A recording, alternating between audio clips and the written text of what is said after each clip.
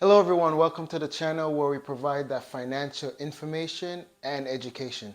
Now in today's video we're going to go over how we're able to design a high cash value life insurance policy with the same funding as a regular traditional a whole life policy or a cash value policy, and design it differently so it performs better with the same amount of funding.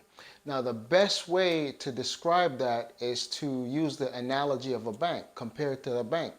So let's dive into it. So in a bank, you have two major accounts, right? You have the checking account and you have the savings account. So when you bring your money, to the bank, it's going into two buckets, generally speaking, right? But they serve two different purposes. So you have, I'm going to draw a bucket here. Don't judge me. I'm not an artist. So this bucket is the checking, right?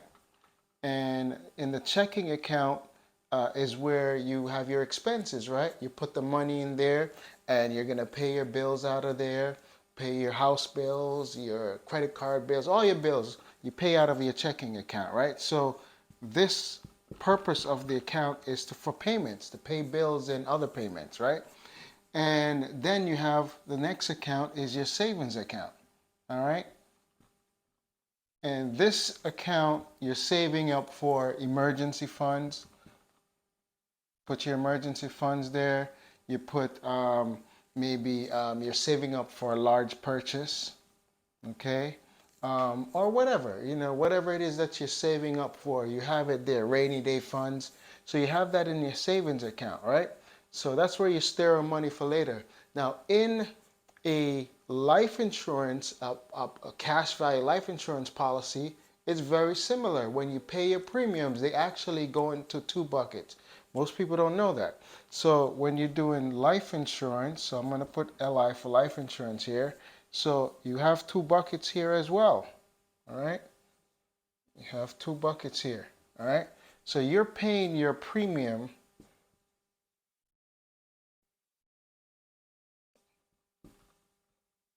And when you pay your premium, it's going to go into this bucket here. Bucket number one is where you're going to pay your cost of insurance. So I'm going to put COI for here. So the agent commission is going to come from here. The cost of the death benefit, so you're insured for your death, is there. The cost for any fees that the insurance company charge you, all that is go over here. So you have a bucket that pays for that. So that's going to be your bills, just like your checking account. So in insurance, this would be your checking account. And then over here, this bucket is going to be your cash value bucket, okay? It's going to be just like your savings account. So premiums that goes to the cash value, that some of your premium go to the cash value and it goes over here. And the more you pay premium, and in addition to the interest that it earns, it's going to grow and compound, all right? So those are your two buckets. Now, in a regular structured policy,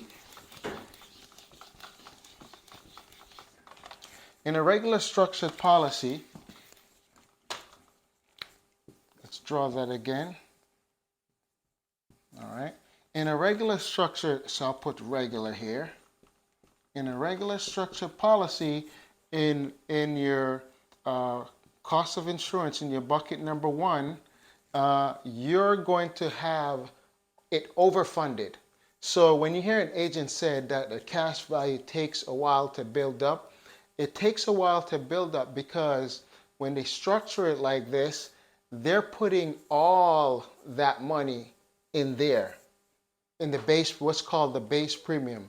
So the base premium is where the cost of insurance is. It's like bucket number one. It's going to be where the agent gets commission from. It's going to be where the insurance cost. So what they do is they overcharge you in the first couple of years. So you have a big fat zero over here. So in number two, zero in cash value here, because they're putting everything, it's all base premium, and you're paying for a lot of insurance, a lot of death benefit here. So your death benefit is going to be larger in a policy like this to begin with, and it's overfunded. And that's why agents could make a lot of money with policies like this because all the money is dumped, all your premium is dumped over there. Therefore, you're getting a lot of death benefit and the cost of insurance is going to be a lot, and therefore the agent commission will be a lot. So in a structured policy for infinite banking for high cash value, so you can add money over here, we structure it different. What we do over here is we reduce the base premium. So you're not paying any extra money. All we're doing is telling them where we want the money to go. All right. So cost of insurance is going to be over here. We reduce it based on certain companies' limitation. You can determine what percentage can go up. But let's use 90% cash value over here and 10%. So we're going to reduce the base premium for 10%. So let's use 20,000 as an example. So over here, you are putting all the 20K in here. Okay? Down here, when we're structuring it for infinite banking for high cash value available, we're reducing the base premium from that whole money and we're reducing it to 10%. So we're only putting 2,000 here. Now, in a policy like this, remember, this is where the agent gets paid for. The agent commission is drastically reduced. So when we structure your policy for infinite banking, we're taking money out of our pocket and put it in your pocket, saying, you go use the money for what you need. It's your policy. All right? So $2,000, and then the remaining 18K is over here. 90% goes over there to that bucket, right? So you're going to have anywhere between 16 to 17K available that you can borrow against, pull out, cash value available, compared to a big fat zero over here.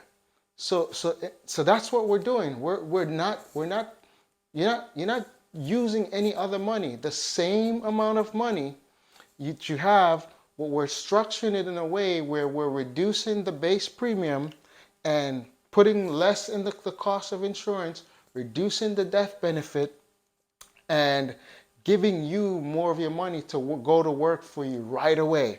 So in a policy like that, not only does it works great for you at the beginning, but over time, because of the cash value start working earlier, over time, it actually performs a lot better cash value down the road. 20 years from now, 30 years from now, 40 years from it performs much better, and the death benefit actually get caught up. Because as your cash value grows, your death benefit is going to have to grow with it because it's still life insurance. Your cash value cannot outweigh your death benefit. There still has to be a risk from the insurance company for life insurance. So it still has to be above the cash value. So as your cash value grows, your death benefit is going to move up with it. So it catches up. So even here where you get a lot of death benefit to begin with here, we're not worried about the death benefit here. We have reduced death benefit here and more cash value to work with because we're trying to use it for whatever reasons, for major purchases, for working capital, for a business, whatever. And we want to use that cash value, and the cash value builds up and it works better. And as it increases, the death benefit is going to increase later. So hope that makes sense to you guys. Hope you got it. If you do have any question, if it wasn't clear, please leave me a comment. Let me answer that question for you. All right. And as always, if you haven't already subscribed to the channel, not sure what you're waiting for, go ahead and subscribe because we drop educational videos like this every week. And if you think your friend or anyone you know could benefit from this, share with a friend and hit the notification bell so every time we drop a video, you're one of the first to be notified. So until next time, see you soon.